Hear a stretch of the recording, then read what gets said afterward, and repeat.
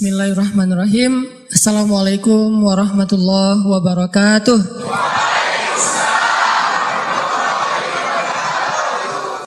Oke, hari ini kita bahas tentang amradul qulub. Bagaimana membersihkan hati dari penyakit-penyakit. Tazkiyatun nufus.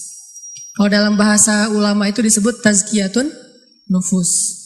Penyakit hati itu dalam bahasa Arab marad atau amrad. Di dalam surat Al-Baqarah Allah menyebutkan A'udzubillahi minasyaitonirrajim. Fi qulubihim maradun fazadahumullahu marada walahum 'adzabun alimun bima kanu yaktibun. Di dalam hati mereka fi qulubihim maradun, ada penyakit. Tahu nggak teman-teman penyakit hati yang paling berbahaya itu apa? Baper? Apa penyakit hati yang paling berbahaya yang dampaknya itu bisa kemana-mana? Kalau dalam fisik itu kayak kanker gitu. Bisa menjalar, dia bisa sampai ke seluruh tubuh, kemana-mana gitu penyakitnya. Udah diamputasi kadang-kadang belum menghilangkan sel kankernya. Udah di kemo berkali-kali, ternyata belum mati juga tuh sel kanker. Dia makan, dimakan oleh sel kanker. Dia minum, di transfusi darah misalnya, darahnya dihabisin sama sel kanker. Sebahaya itu penyakit hati. Apa penyakit hati yang paling bahaya? Cinta terhadap dunia. Dengki. Penyakit hati yang paling bahaya itu adalah ragu kepada Allah Subhanahu wa taala. Itulah penyakit yang paling bahaya. Itulah ibu dari semua penyakit hati. Dengki, cinta dunia, dendam, susah memaafkan, galau, khawatir yang berlebihan, berputus asa, semua itu lahir dari gara-gara dia ragu kepada Allah Subhanahu wa taala. Sehingga Allah mengatakan di dalam surat Al-Baqarah tadi, fi qulubihim marad, di dalam hati mereka ada penyakit, satu aja. Allah nggak mengatakan fi qulubihim amrad. Di dalam hati mereka ada banyak penyakit. Tapi Allah mengatakan fi qulubihim maradun, cuma satu penyakit. Dalam sebuah konsep tafsir, dalam sebuah pandangan tafsir, marad, penyakit apa yang ada di dalam hati mereka? Padahal hatinya banyak, tapi penyakitnya sama, yaitu asyak, raib. Di dalam awal surat Al-Baqarah Allah mention kita Dzalikal kitab la raib. Tidak ada keraguan. Nanti di halaman berikutnya Allah tegaskan lagi. Wa in kuntum fi raibim mimma nazzalna ala abdina fa'tu bisuratin. Kalau kalian masih ragu. Jadi di awal Allah sebutkan bab ragu, di halaman berikutnya ada masalah ragu, di tengah-tengah Allah katakan fi qulubihim marad. Itulah penyakitnya. Sehingga ketika orang ragu kepada Allah, dia akan banyak modusnya. Ya, orang kalau ragu sama Allah banyak modus. Bahasa modus dalam surat Al-Baqarah apa? Modus itu dalam surat Al-Baqarah khida. Yukhadi'unallaha walladzina amanu wa ma yakhda'un illa anfusahum wa ma yash'urun. Mereka pakai banyak modus untuk mengelabui Allah Subhanahu wa taala dan orang yang beriman. Padahal mereka hanya membohongi diri mereka sendiri. Penyakitnya karena ragu sama Allah Subhanahu wa taala. Ragu tentang apa? Ragu tentang kebesaran Allah Subhanahu wa taala. Bahwa Allah Maha Kuasa, makanya dia menjadi orang yang gampang khawatir. Khawatir muncul karena dia nggak yakin kepada kekuasaan Allah Subhanahu wa taala. Kalau dia yakin kepada kekuasaan Allah, begitu ada masalah, dia tinggal katakan hasbi Allah, cukup buat saya Allah. Kalau dia yakin kepada Allah, lalu ada masalah, dia hanya mengatakan la haula wala quwata illa billah, maka selesai semua masalah di dalam dirinya. Walaupun mungkin masalahnya belum selesai, tapi dalam hatinya masalah itu udah selesai. Dan itu awal dari kebaikan. Jadi masalahnya adalah kita yakin gak nih sama Allah? Masalahnya adalah gimana cara kita keep the faith, belajar untuk menjaga terus keimanan dan keyakinan kita kepada Allah Subhanahu wa taala. Ini yang menjadi masalah kita dalam hidup. Dulu ketika Doli ditutup di Gang Doli di Jakarta di Surabaya, salah satu kalimat yang keluar dari teman-teman yang ada di sana apa? Kalau kami nggak boleh kayak gini, terus kami makan apa? Gitu kan? Kalau kami nggak boleh kerja kayak gini, terus kami ngasih makan apa buat keluarga kami? Itu penyakitnya. Jadi bukan pekerjaannya, tetapi keyakinannya kepada Allah Subhanahu Wa Taala. Nggak mungkin, nih ya, nggak mungkin nol, nggak mungkin sama sekali ya. Ada orang yang meninggalkan sesuatu karena Allah, terus jadi terlantar dan terlunta-lunta, itu nggak mungkin sama sekali. Bukankah Allah sudah menunjukkan banyak bukti kepada kita? Siapapun yang meninggalkan sesuatu karena Allah, pasti Allah ganti dengan yang lebih baik. Musa meninggalkan Mesir karena perintah Allah, Allah ganti dengan Palestina. Ibrahim meninggalkan Irak karena Allah, Allah ganti dengan Palestina dan Mekah. Nabi Muhammad SAW meninggalkan Mekah karena Allah, Allah ganti dengan keluarga baru di Madinah. Gak mungkin ada orang yang berhijrah meninggalkan sesuatu karena Allah terus jadi terlunta-lunta, jadi susah hidupnya. Gak mungkin, gak ada ceritanya dalam sejarah. Masalahnya ketika dia meninggalkan itu, kadang Allah ngasih dia ujian kecil untuk melihat dia yakin gak sama Allah. Nah, di ujian itulah banyak orang yang patah. Banyak orang yang kemudian jadi seperti bangsa Bani Israel yang mengeluh terus bilang, duh kalau kayak gini mending saya balik lagi aja kayak dulu. Banyak orang yang ngomong kayak gini. Mending saya balik lagi aja kayak dulu. Kayaknya hidup saya yang dulu lebih mudah daripada sekarang. Itu yang dikatakan Bani Israel ketika mereka menuju ke Palestina. Ketika mereka di tengah jalan, mereka bilang, tahu kayak gini kita mending balik lagi aja ke Mesir kayak di zaman Firaun. Ternyata sama aja nasib kita di tangan Firaun dengan di tangan Musa. Kenapa? Ragu kepada Allah Subhanahu Wa Taala. Tidaklah seseorang ragu kepada Allah kecuali akan bertambah keluhan dalam hidupnya. Nih pasti nih. Tidaklah seseorang makin ragu kepada Allah kecuali bertambah banyak keluhan-keluhannya dalam hidup. Semakin dia yakin kepada Allah, semakin sedikit dia mengeluh dalam hidupnya. Semakin yakin dia kepada Allah, semakin sedikit dia mengeluh dalam hidupnya. Makanya teman-teman, masalah paling besar dalam hidup kita itu, terutama masalah hati adalah ketika kita ragu kepada Allah Subhanahu Wa Taala.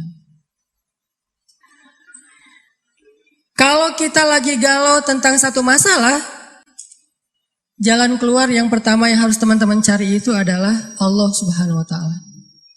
Coba tanya kepada Allah, coba baca ayat-ayat Allah, gimana cara mengobati galau atau masalah di dalam hati kita. Jadi obat hati itu adalah yakin kepada Allah. Dan cara yakin kepada Allah, baca firman-firman Allah Subhanahu Wa Taala. Allah berjanji di dalam banyak ayat untuk bisa menjadi iman, menambah faith, menambah keyakinan di dalam hati kita. Tinggal kita baca aja. Banyak banget ayat-ayat kayak gitu. Teman-teman bisa baca minimal banget teman-teman bisa baca di surat Hud ayat 6. Coba baca surat Hud, surat 11 ayat 6. Ini juga ayat untuk ngecas iman kita. Apa kata Allah di ayat 6 surat Hud? Bismillahirrahmanirrahim. Wa ma min dabbatin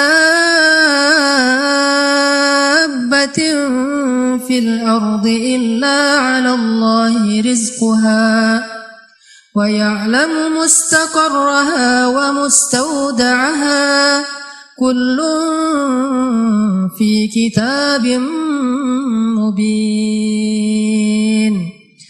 Gak ada satupun hewan yang melata di muka bumi illa 'alallahi rizquha, kecuali Allah yang menjamin rezeki bagi mereka. Terus kenapa kita khawatir? Kenapa kita galau? Kan Allah yang menjamin, dan jaminan Allah itu sebaik-baik jaminan. Dijamin oleh perusahaan asuransi atau finance, itu aja kita udah yakin gimana dijamin oleh Allah Subhanahu Wa Taala. Kayak ada orang yang ngambil asuransi kesehatan, dia gak khawatir dengan sakit. Ada orang yang mengambil asuransi kendaraan, dia nggak khawatir kelecet atau terjadi kecelakaan, dirampok atau dicuri kendaraannya. Ada yang total loss only misalnya atau all risk, Dia nggak khawatir. Kenapa? Ada yang menjamin. Ada orang yang mengambil asuransi pendidikan. Dia nggak khawatir dengan harga pendidikan yang semakin mahal karena ada jaminan. Kalau kita masih sering ragu dan sering khawatir dengan hidup kita, berarti kita nggak yakin dengan jaminan Allah Subhanahu wa Ta'ala. Makin kita yakin dengan jaminan Allah, makin hilang rasa khawatir dalam hidup kita. Tenang ajalah, ada Allah. Ketika kita ada masalah sedikit, kita tinggal klaim. Dan mengklaim asuransi Allah itu lebih gampang daripada ngeklaim asuransi manusia. Ngeklaim asuransi manusia tetap aja ada biayanya. Tapi ngeklaim kepada Allah itu nggak ada biayanya, nggak perlu pakai nomor antri, nggak perlu jauh-jauh keluar dari rumah. Kita tinggal mengangkat kedua tangan kita mengatakan Ilahi, Robbi, saya ada masalah nih.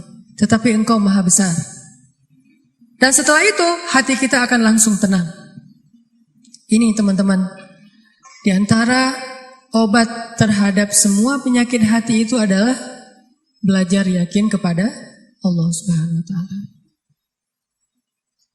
Teman-teman bisa baca juga nanti surat Al-Mulk. Ini surat yang benar-benar ngebooster hati kita. Jadi sesi pertama ini saya pengen sharing. Ternyata kalau kita pengen menghilangkan semua penyakit hati kita, mulailah dari belajar iman, belajar yakin kepada Allah Subhanahu wa Ta'ala. Kalau kita pengen belajar menjadi orang yang menjalani hidup itu penuh dengan keyakinan, penuh dengan harapan, orangnya optimis, caranya belajar yakin kepada Allah Subhanahu wa Ta'ala. Dan salah satu cara belajar yakin kepada Allah, baca ayat-ayat Allah. Terutama ayat-ayat booster tentang kebesaran Allah Subhanahu wa Ta'ala. Inna fi khalqis samawat, dalam penciptaan langit. Bukan cuma di langit, tapi penciptaannya, prosesnya. Inna fi khalqis samawati wal ardi wa ikhtilafil lail واختلاف الليل والنهار لآيات لأولي الألباب. Langit, bumi, silih bergantinya malam dan siang atau musim, di situ ada bukti-bukti bahwa Allah Maha Kuasa. Kalau itu aja buat Allah gampang, cuma kun fayakun, apalagi cuma ngurus kita yang cuma kecil dibandingkan langit dan bumi. Kita itu dibandingkan langit dan bumi gak ada apa-apanya. Kalau langit dan bumi aja buat Allah nggak ada apa-apanya lagi, apalagi kita. Jadi intinya teman-teman, kenapa kita khawatir kalau Allah menjamin kehidupan kita? Kenapa kita khawatir kalau Allah berjanji menolong kita? Kenapa kita khawatir kalau Allah Subhanahu wa Ta'ala tidak akan menyia-nyiakan kebaikan kita? Ada orang yang pernah nggak nyesel bantu orang lain gara-gara ternyata orang itu akhirnya nyakitin perasaan kita. Duh, saya nyesel dulu bantu dia. Duh, saya tahu gitu nggak bakalan saya mau baik-baikan sama dia. Duh, nyesel juga saya kemarin udah nolongin dia segala macam. Nyesel juga saya kemarin ngasih tahu ke dia. Ternyata ujung-ujungnya dia malah menyakiti saya, mengkhianati saya, nikung saya dari belakang. Gimana? Apakah kita merasa amal kita jadi sia-sia? Enggak. Kalau kita bertransaksi dengan makhluk, mungkin sia-sia. Tapi kalau kita berdagang dengan Allah, enggak ada yang sia-sia, sehingga tetap tenang. Lagi-lagi baliknya ke Allah Subhanahu wa Ta'ala. Begitu kita merasa dikhianati, disakiti, ditikung, dianggap bukan siapa-siapa, enggak ada apa-apanya, kita tinggal mengatakan hasbi Allah. Bagi saya cukup balasan dari Allah Subhanahu wa Ta'ala, bukan balasan dari manusia. Ini teman-teman untuk sesi pertama tentang amradul qulub fi qulubihim marad. Salah satu penyebab kita sering gak nyaman dalam hati kita itu, dan kalau hati udah gak nyaman, pasti yang lain ikut gak nyaman. Coba, susah banget kan membedakan ekspresi wajah yang tidak sesuai dengan hati kita, tuh susah. Tetap aja gak akan setulus kalau kita tersenyum dari hati. Senyum terpaksa itu beda banget. Kita pengen tersenyum tapi hati kita terluka, kan gak mudah itu buat kita. Makanya hati itu mempengaruhi seluruh kehidupan kita. Benarlah sabda Rasulullah, kalau dia baik semuanya dia ikut baik. Kalau dia buruk, semua ikut menjadi buruk, terpengaruh banget. Sehingga kalau kita pengen memperbaiki hidup kita, mulai dari memperbaiki hati kita. Dan awal dari memperbaiki hati itu adalah perbaiki yakin kita kepada Allah Subhanahu wa Ta'ala.